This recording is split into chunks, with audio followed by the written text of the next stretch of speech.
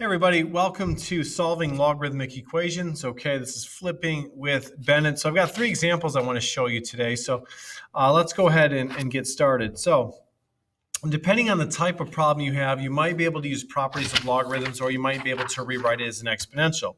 So let's go ahead and look at this first example. Okay, so we have solve log base 4 of x plus 3 equals 2. So if I go ahead and rewrite this, okay, and I look at what I'm doing here. Okay, I have a single logarithm, so this kind of could be tough. I got to get x by itself, and that x is trapped in the logarithm. So if I rewrite this actually as an exponential, I know that 4 squared equals x plus 3, and that's by just rewriting that logarithm in exponential form, its inverse form. I know that 4 squared is 16, and I know we have x plus 3 here.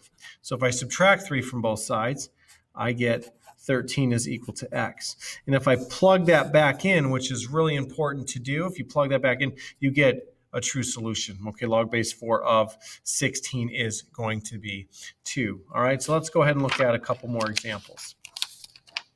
All right, so our second example deals with the natural log. So we're going to solve 3 times the natural log of 2x equals 12. So notice how 3 is being multiplied on the outside, and I got to get x alone. So what I'm going to go ahead and do is divide by 3 to both sides. So I have the natural log of 2x, and that parentheses just means function notation. You don't technically need to write that. So now I have the natural log of 2x equals 4. Now, the only way I can get rid of that natural log is to use e. So I'm going to take e to both sides. So e, I'm going to raise each side to the e power. So I have e to the 4th. On the right side there, okay?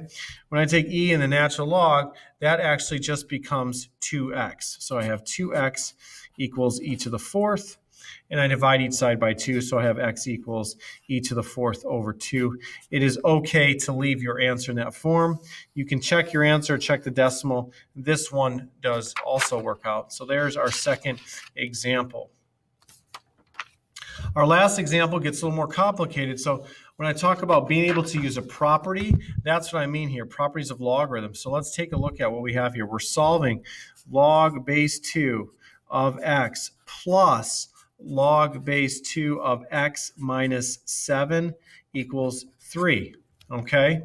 Now notice how the logarithms share the same base. Let's see if we can combine this. We know that by the properties, if we add 2 logarithms with the same base, it's like multiplying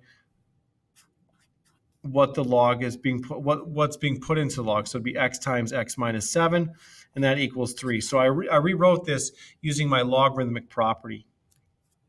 I can go ahead and just multiply that out if I wanted to. So I'd have x squared minus 7x, and put that in parentheses, equals 3.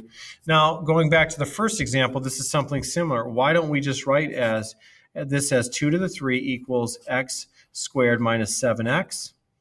So I have 8 now equals x squared minus 7x. So I have 0 equals x squared minus 7x minus 8 when I subtract 8 from both sides. And now I'm going to factor this. I have a quadratic. I'm going to go ahead and factor. So I have 2 numbers that multiply to be negative 8 and add to be negative 7 are x minus 8 and x plus 1. So when I multiply those together, one of them has to be 0. The zero product property, I get x equals 8 and x equals negative 1. You might say, hey, good, both answers. But be careful. If you look back up here, if I put a negative 1 in here, that doesn't work. You can't take the log of a negative number. So your only solution is x equals 8. This would be extraneous. X equals negative 1 would be extraneous. Okay, so that's 3 examples of how to solve logarithmic equations. If you have any questions or comments, go ahead and type them below, and we'll see you next time.